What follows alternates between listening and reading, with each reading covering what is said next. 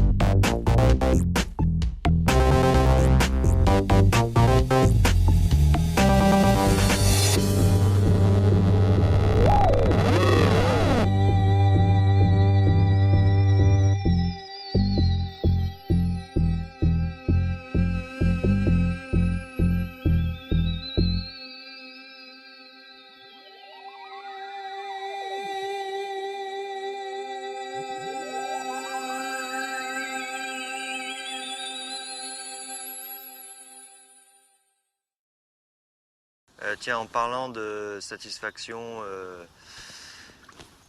tu nous as montré quelques images hein, qu'on va voir un peu plus tard là, d'une petite session sur Mequinenza.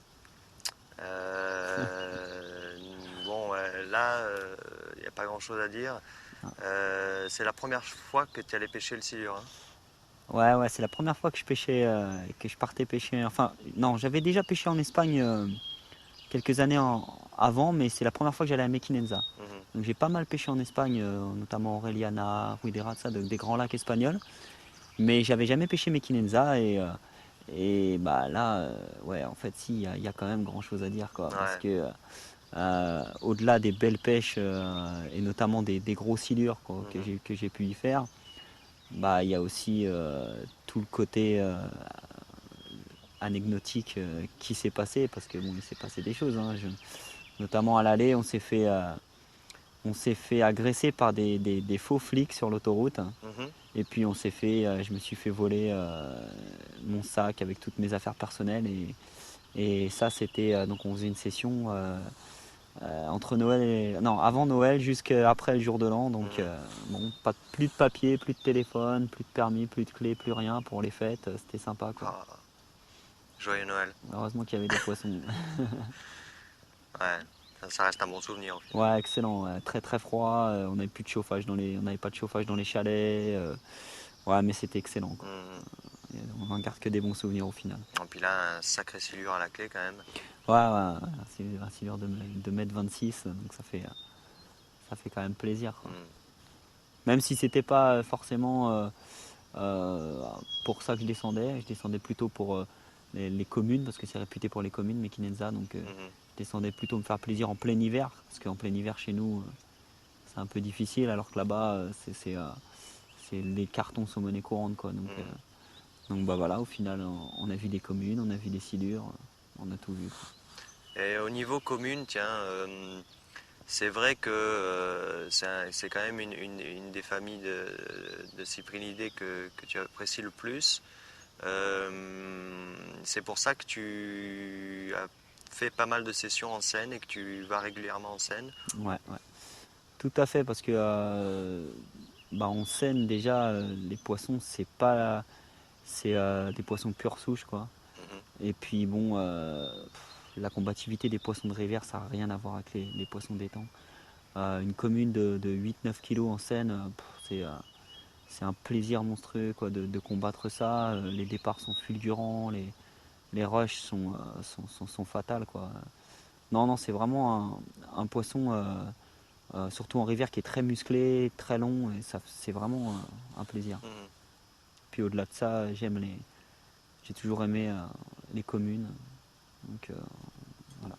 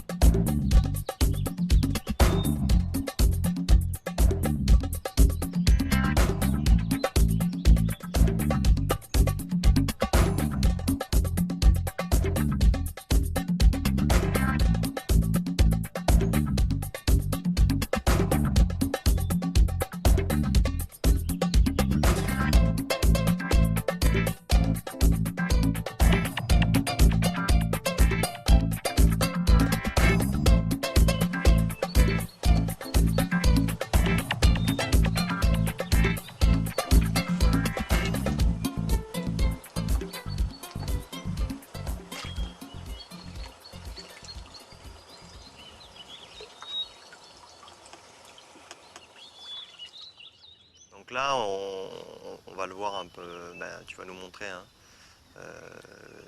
les montages que tu utilises et comment tu procèdes, sans trop rentrer dans les détails parce que c'est chiant. Ouais, tout simplement. C'est pas l'objectif non plus des montages, on en voit partout hein, dans les magazines. Exact. Tout le monde sait faire un montage maintenant. Il suffit d'ouvrir n'importe quel bouquin. Donc, on va pas s'éterniser, mais bon, pour résumer le truc, il n'y a rien de compliqué. Hein, c'est des hameçons solides, des badlings solides et un plomb lourd qui facilite l'autoferrage et basta. Quoi. Par contre, vraiment le principe de sac soluble avec micro-amorçage hyper précis, ça colle pile à ton système de pêche à roder. Hein. Ouais, c'est en quelque sorte logique. C'est l'amorçage le plus attractif et le plus rapidement attractif. Des pellets, de l'amorce, tout simplement de l'amorce. Hein. Et tout ça dans des matières solubles, ça permet d'avoir un micro-amorçage très près de l'èche, avec souvent pour les pêches à prospecter une èche flottante, très claire, qui facilite deux choses. Donc les pellets sont là pour l'attraction olfactive, et la bouillette flottante ou les grains de maïs flottants pour l'attraction visuelle. Parce que les carpes sont très curieuses et elles saisissent les appâts par préemption et les recrachent automatiquement si c'est pas de leur goût. Et avec les montages autoferrants, forcément, quand on teste et qu'on recrache, c'est piquant, quoi. Ouais, d'ailleurs, on a quelques images hein, de poissons là, qui viennent tester des bouillettes flottantes en surface et on se rend compte qu'elles en gardent pas une seule. Quoi. Ouais, tout à fait. Ouais. Mais dans ce principe-là, les poissons sont ferrés et dans les puisades. Ouais. Tiens, d'ailleurs, c'est une question que je me posais. Bruno, Médou, qui rentre d'une semaine de pêche bredouille, ça donne quoi à la maison? Ça donne toujours des belles photos, donc des beaux souvenirs quand même. Et puis, il m'arrive toujours des trucs extraordinaires en bord de l'eau. Donc de toute façon, il y aura toujours quelque chose à raconter. Hein. Tu n'es pas de ces pêcheurs qui reviennent bredouille en disant Vétard, j'ai balancé 30-40 euros d'amorce, ça vaut pas le coup, ce plan d'eau il vaut pas le coup, ou alors tu es plutôt à te dire bon ben j'ai pas été bon et ce plan d'eau là j'y retourne la semaine prochaine. Ouais, voilà, c'est plutôt dans cette optique là. Je veux dire, si les échecs sont dus peut-être à la saison, parce qu'en hiver par exemple les poissons sont pas très actifs, donc là tu peux te dire bon voilà, maintenant si tu vois des poissons bouger en pleine saison et que tu fais rien, c'est forcément que tu as fait quelque chose qu'il fallait pas faire ou tu n'as pas fait ce qu'il fallait faire. Donc tu analyses ton échec et puis tu pêches différemment la semaine d'après, tu corriges et puis la satisfaction n'en est plus grande que quand tu réussis après un échec. Hein. Bien sûr.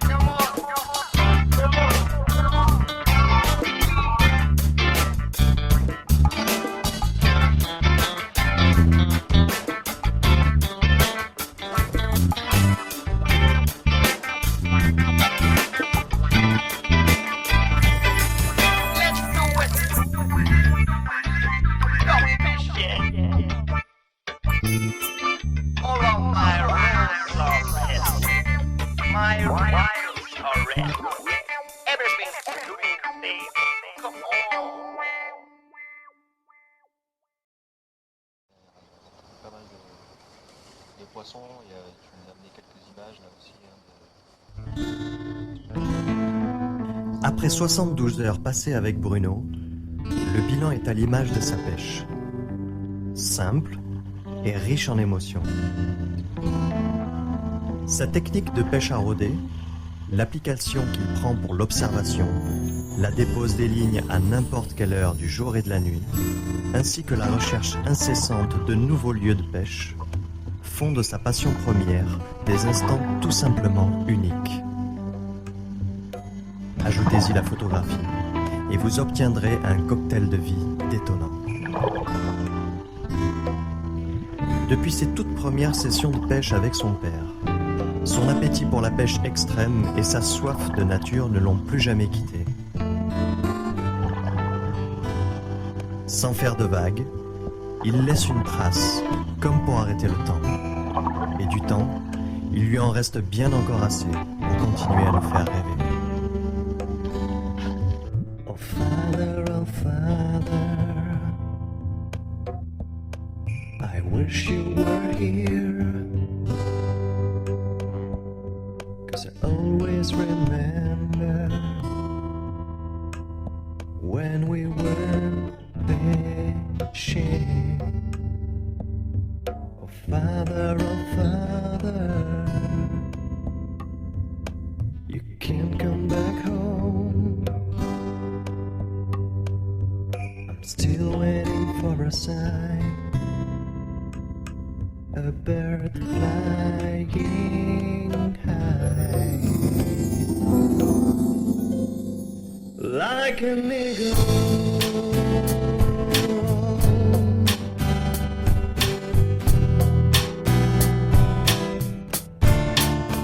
I'm gonna lose my mind, I'm dreaming around, for sure I'm still going to the river. I caught a lot of fish at the simplest little thing. I try but I cry sometimes. The eye up to the sky, waiting all the times, waiting you flying then cover me.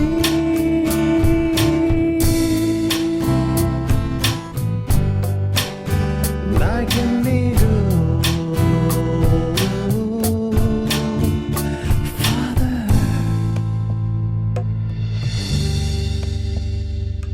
I'm waiting for you, 'cause you need me, 'cause I need you.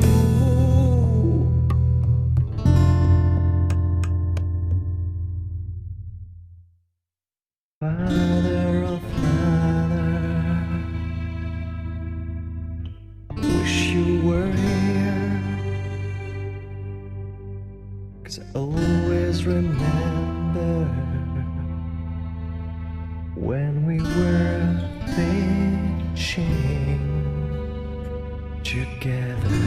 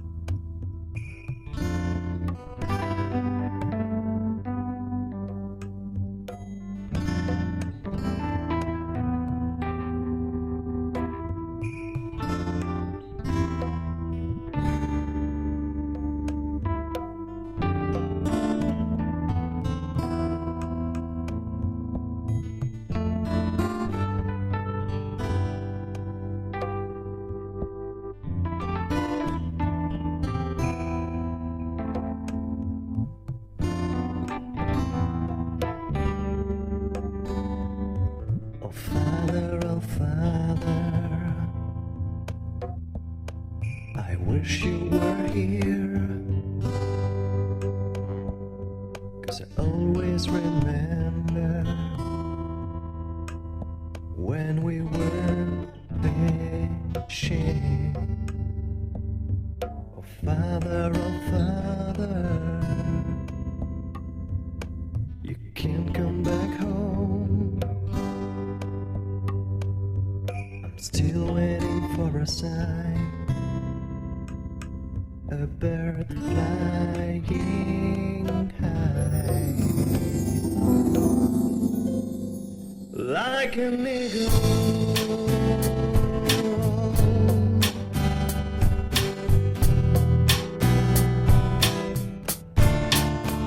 I'm gonna lose my mind, I'm dreaming around, for sure I'm still going to the river. I caught a lot of fish at the simplest world thing. I try but I cry sometimes. The eye up to the sky, waiting other times, waiting you flying then cover me,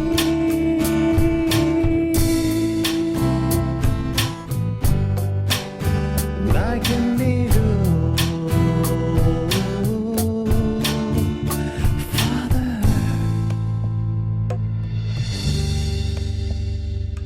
I'm waiting for you, 'cause you need me, 'cause I need you.